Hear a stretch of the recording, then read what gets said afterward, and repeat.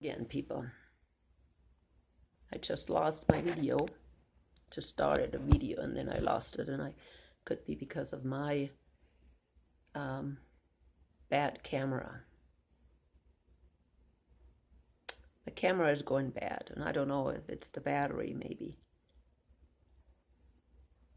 But today I want to make a video about the 70 weeks, not the 70 weeks, about Jeremiah 30, which of course is, some people believe it's related to the 70 weeks of Daniel 9. That's why they make a connection. I had a lot of people talking about it, even with my German channel. So the German viewers were bringing up Jeremiah 30 as well. So I thought, well, what's going on here? Why Jeremiah 30? Why are they making a connection between Jeremiah 30 and Daniel, or actually the 7-year tribulation? Oh, I was asking, okay, where can you find this word tribulation, or this actually 7-year tribulation in the Bible? And of course they came up with, well, Jacob's trouble. That's what, of course, Jeremiah is writing. Yeah, I have done a video, some studies about Jacob's trouble, and yeah, I wasn't quite sure when I did my study whether this Jacob's trouble was actually during the time of the destruction of the temple, because we already had a huge trouble, or tribulation for the Jews during that time. Huge. And Jesus said the time was so bad that it will never happen again. And Jesus was certainly referring to the time before and during the destruction of Jerusalem. If you read Matthew 24, the first half of the chapter, it's about the destruction of the temple, and Jesus referred to that as a trouble, a time, a tribulation time. So yes, is that what Jeremiah is talking about? And yet, when we continue reading Jeremiah, there is somewhat a connection between a remnant returning to the promised land, and I'm not going to call it Israel, because people then will think, oh, today's Israel. They're going to return to today's Israel, the state of Israel, which is definitely not the truth. They will return to the promised land, Jerusalem, and the area during the time of Jesus, and that is for certain. So we're going to have to really think. But most of all, I think we need to be able to, or we need to understand Daniel 9 first, before we even talk about Jeremiah 30 and making the connection between the Great Tribulation and Jacob's trouble.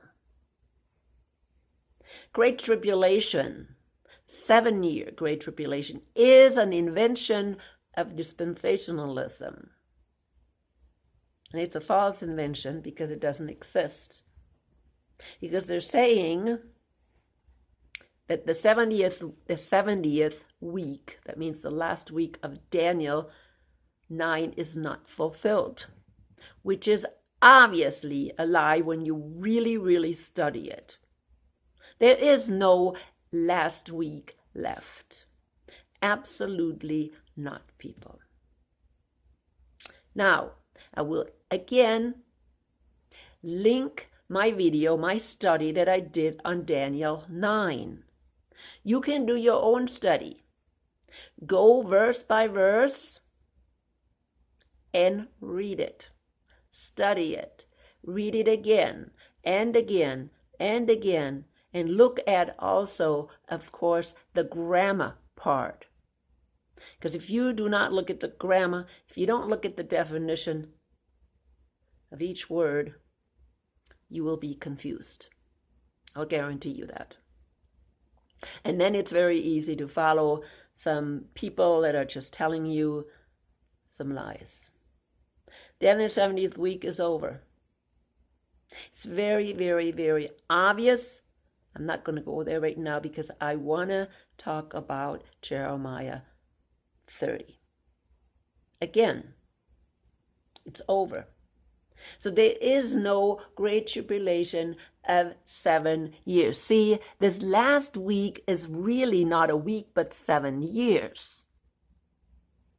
And they're saying, oh, that's that 7-year tribulation time for the Jews. And then they come to the conclusion, oh, that must be Jacob's trouble. Oh, where's the Bible talking about Jacob's trouble? Of course, that's in Jeremiah 30. You see? But there is no connection. And there's no connection because the 70 weeks is over. The 70 weeks of Daniel was over 3.5 years after Jesus' death. Because Jesus himself fulfilled 3.5 years of that last week. People, if you really look at the numbers, it should be easy to see that in the middle of the last week, Jesus was killed. That means he already fulfilled 3.5 of that last week. He himself. And he made a covenant with many for a week. That means there are still 3.5 weeks to be fulfilled after his death, which the disciples did.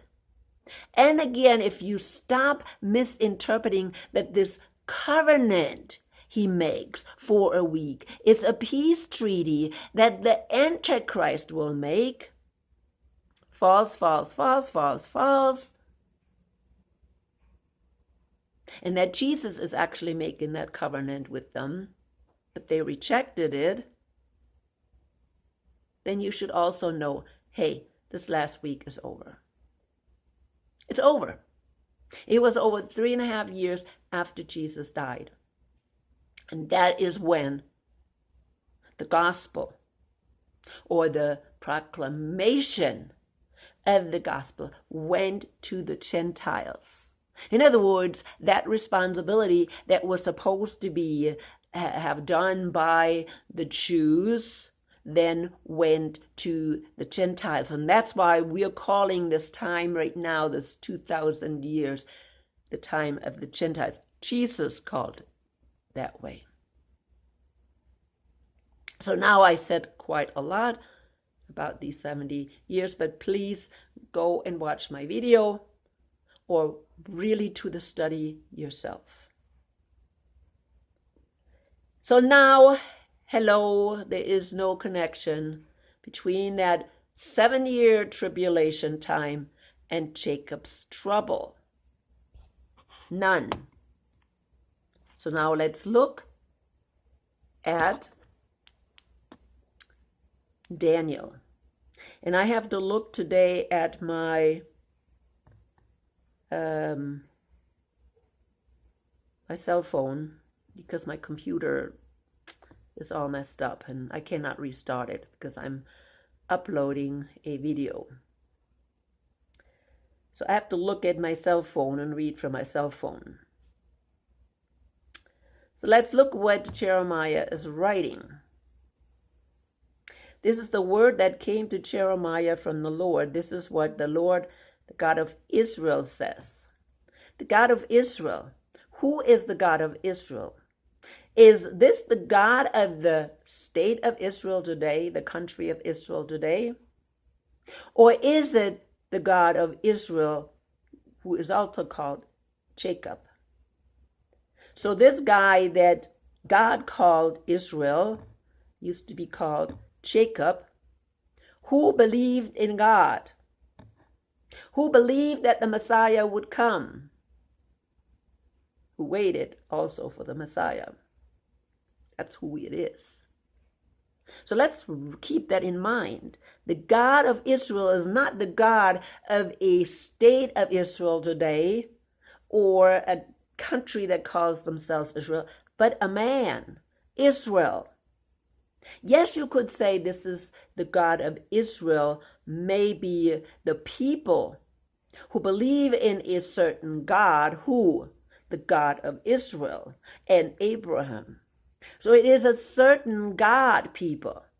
It's not just a nilly-willy God, but a specific God, the same God that Israel chose, the same God that talked to Israel, the same God that spoke to Abraham, that gave Abraham and Israel this information about the Messiah, and they believed it. That's the God. And so those people that believe in that, that's the God of those people. And they are the ones who are Israel. Not a country, okay, or people today that live in a certain country that's called Israel. Do you understand that? I hope so. It says, write in a book all the words I have spoken to you. The days are coming, declares the Lord, when I will bring my people Israel and Judah back from captivity. So now he is talking about that Israel and Judah is in captivity. Who wrote that? Jeremiah. Jeremiah lived 2,500 years ago. He remembered a time when Israel, and who is he talking about? Israel. Who is Israel here? My people Israel. Who are my people Israel, my people Judah? Does everybody understand that? Because you know what? We need to understand every little bit. So who is my people Israel? Are those the people today who live in Israel? Are those my people Israel? Who are those people Israel? Well, Jeremiah, okay, during Jeremiah, these people were the 10 tribes of the kingdom of Israel. The kingdom of Israel, which separated from Judah during the time of the son of Solomon. They did not want to bow to the king of Judah anymore, and they separated. 10 tribes. They called themselves Israel. And they, from the beginning, committed idolatry. They worshipped idols from the beginning. And God divorced them. Now, I know I have said that before, but I'm going to say it again. They were sent in captivity, never to return. You understand? When a man divorces his wife, he cannot remarry her if she had another husband. And when you commit adultery, you have another man. So really here, what is Jeremiah saying? Is God accepting them again? How is he how can he bring Israel back? Same with Judah. Judah was only 2 tribes, Benjamin and Judah. They did the same kind of nonsense, and God divorced them, and he sent them away in captivity. Now, he brought back Judah. Okay? Did he bring back Israel? No, never brought back Israel. Why? Because they were not needed anymore. Is he ever going to bring them back? Those 10 tribes are mixed under the Gentiles. How in the world is he going to bring them back? Well, he's going to bring them back if they accept Jesus and follow him, which we will see later on. But really, if you're looking at theoretically, they can never come back, really, under the old covenant. They'd have to come back under a new covenant, which is the covenant that Jesus brought, which Daniel talked about in Daniel 9. So read Daniel 9, because he was crying because he thought it was too late for this new covenant. So then he is going to bring them back from captivity and restore them to the land he gave their ancestor to possess. Now, obviously, the possession means that it needs to be a time when they actually can possess it. When they came back, Judah came back, they did never possess it. So it has to be a time when they can actually possess it, and then really think about it. Is it a possession? Because we're going to hear pretty soon that it will be under the time of David the king. And so then who is going to possess the land? It's really David the king. So there's a lot of symbolism in there, and we can't take it literal. These are the words of the Lord spoken to Israel and Judah. This is what the Lord says. Cries of fear are heard, terror, not peace. So now he is talking about a terrible, terrible time. Ask and see, can a man bear children? Then why do I see every strong man with his hands on his stomach like a woman in labor?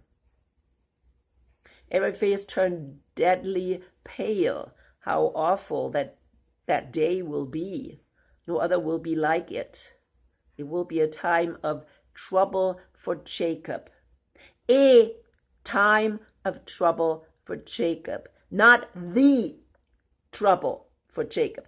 Not one period. It is going to be a time of trouble for Jacob. Again, I believe I said that during the destruction of the temple and before was a time of trouble for Jacob. It was a horrible time. If we listen to Josephus, it was a bloodbath. It was so terrible. Read again Matthew 24, the first part of the chapter. That is about the destruction of the temple and how horrible the time was. And Jesus described it. And read, of course, Josephus. But he says he may refer to another time when this is going to happen too. I don't know.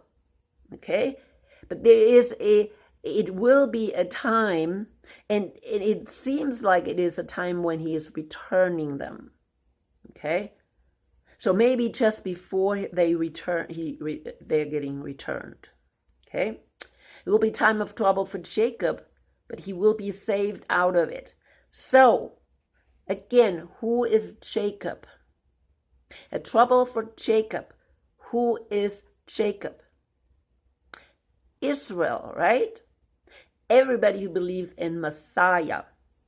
Not just anybody willy-nilly that says, well, I am a Jew or I am from Jacob or whatever. No. Has to be somebody who believes the same thing that Jacob believed. And Israel believed in certain things. So he is addressing those people that specifically believe in Messiah. Okay? It will be a trouble time for those people. But he will be saved out of it. And he says Jacob. Okay? So all people, descendants of Jacob. Can anybody prove today that they're descendants of Jacob biologically? No. Nobody. Not Israel, those 10 tribes, and not even Judah and Benjamin, because they're so mixed with Gentile people, with the Gentiles themselves.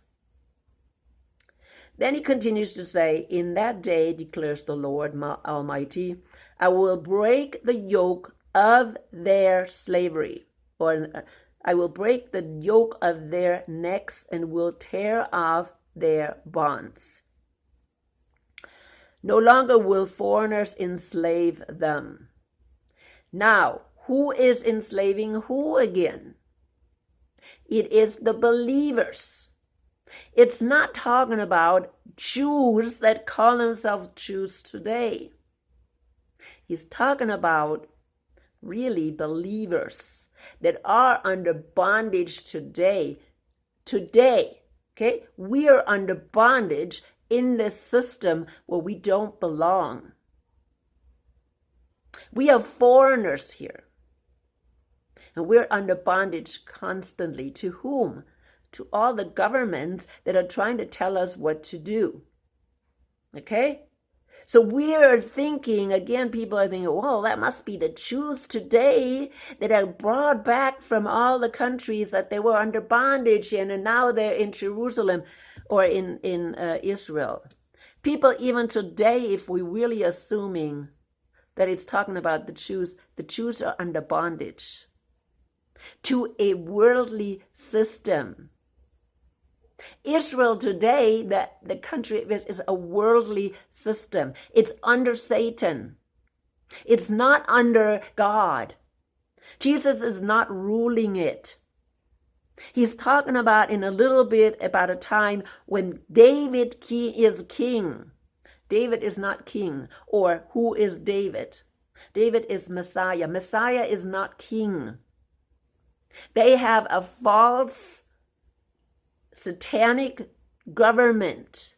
Netanyahu is Satan's right hand.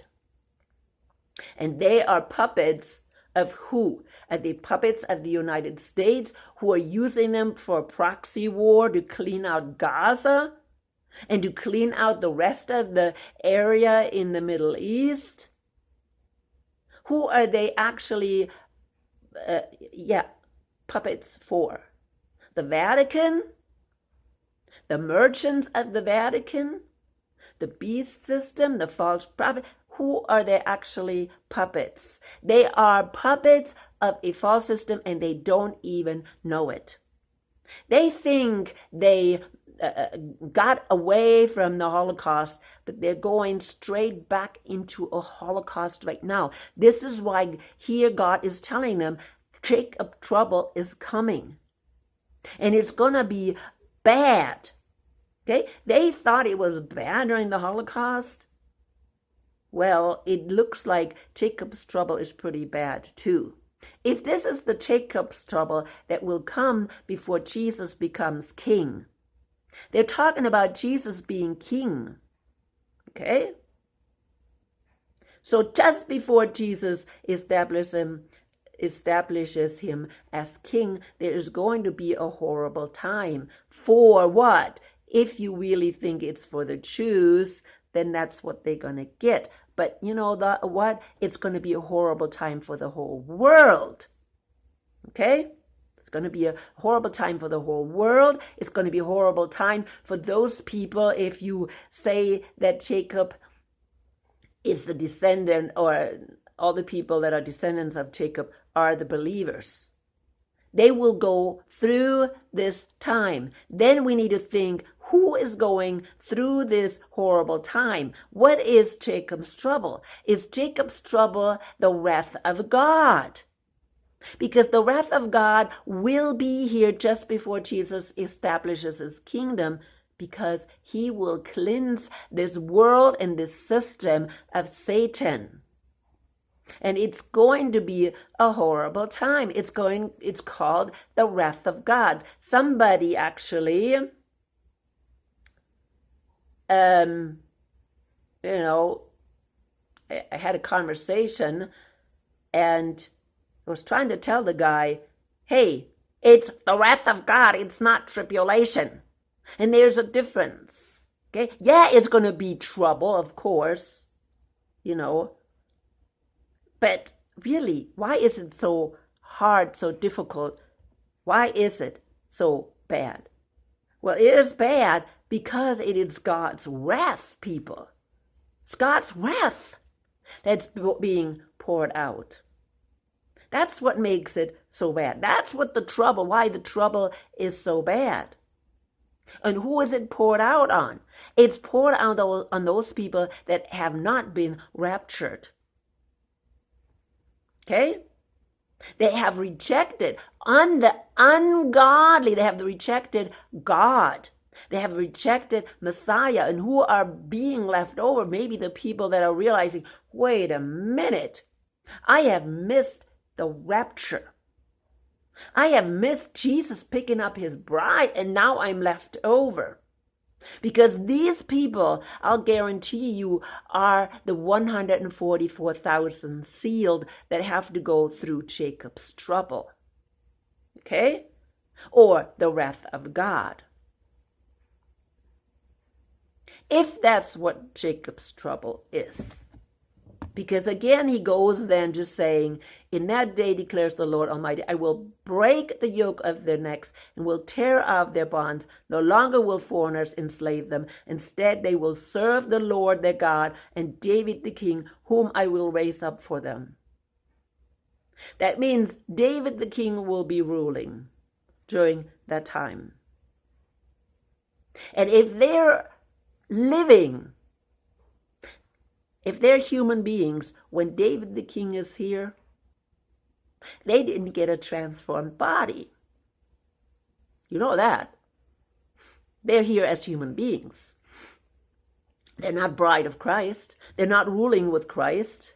This is saying that David the king is ruling. Who is his bride? Who is ruling with him? It's the bride that was raptured prior. These people that are left over and have to go through the wrath of God and make it through the wrath of God, people, and all this trouble, they're only going to be human beings if they even make it. If they even make it, people.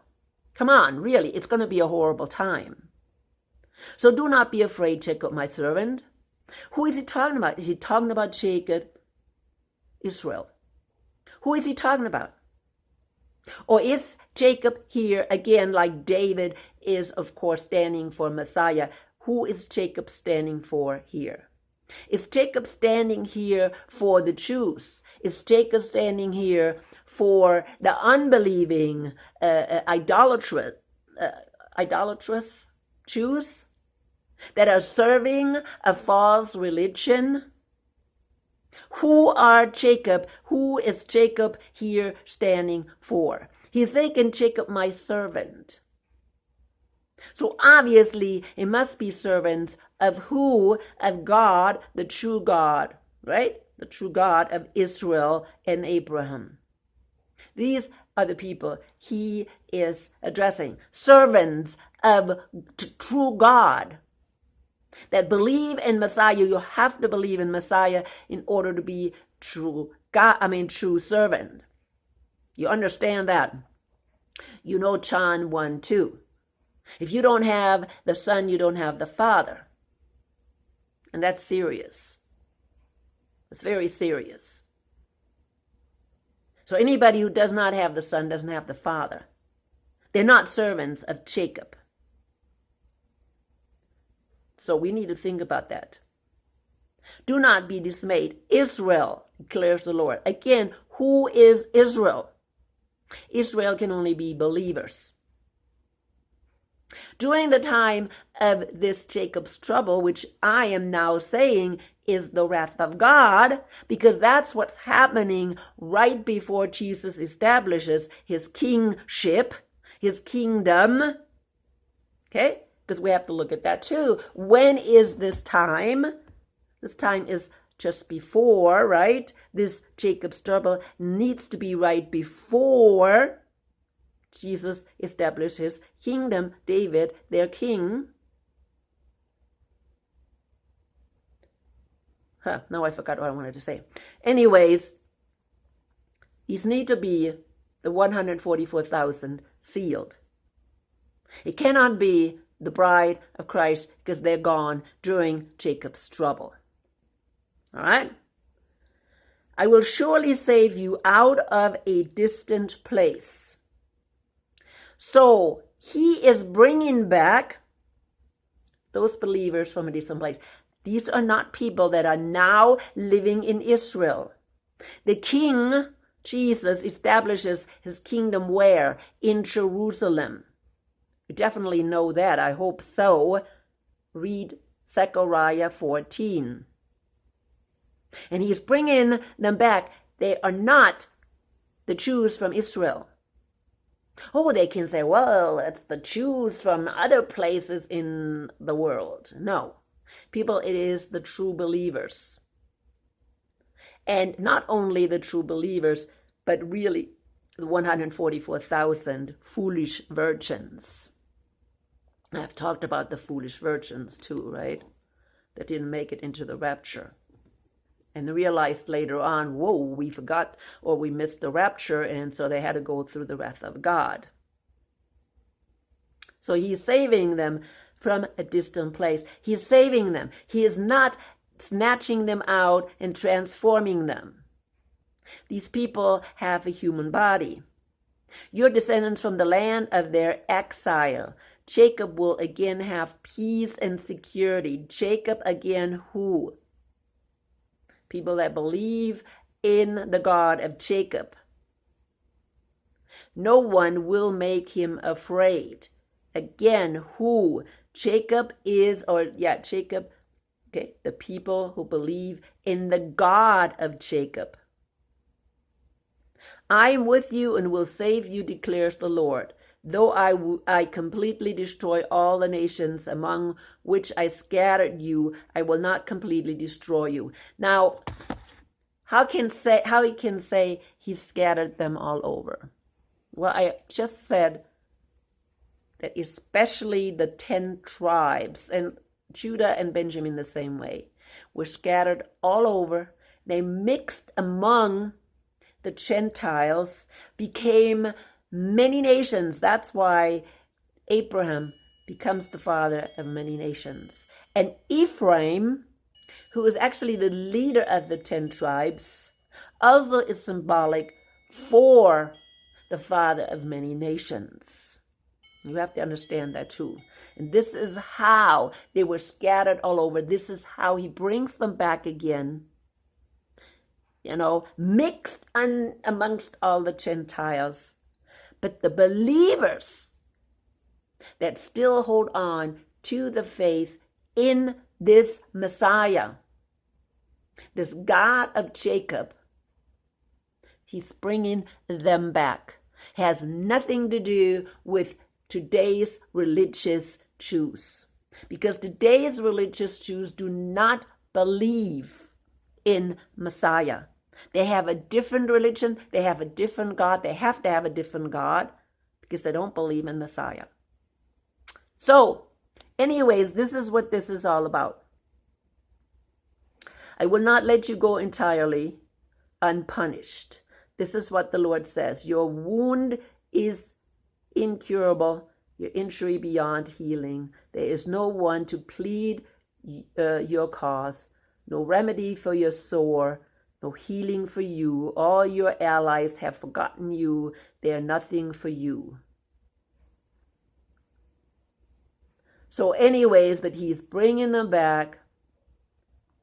Okay, but who is he bringing back? He's only bringing back the believers. Ephraim, who was scattered throughout the world, mixed with all the nations, all the peoples of this world, even the Jews. They were mixed amongst all people. The only thing they could keep still is their religion. Okay? Their religion. And that's the people that call themselves Jews who believe in a certain religion. And they are not the same as the descendants of Jacob. They don't believe the same. This is not who they're talking or God is talking about here. Very, very simple.